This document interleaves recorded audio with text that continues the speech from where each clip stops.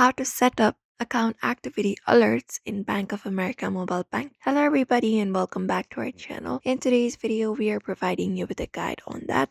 So let's just dive right in with the video. So for that, we may open up the Bank of America application or the website and log it into your account if you're not logged in. Now, once we are logged in, this is the particular interface we'll be finding.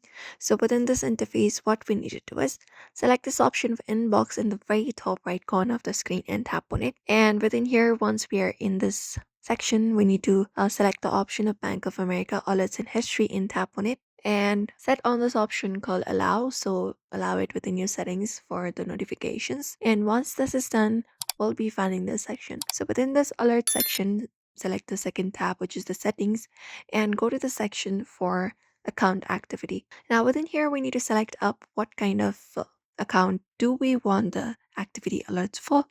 So if you want it for your checking account, select the option of the my checking at the very first option. And once it is done, these are the options we'll be finding where we can manage out the alerts.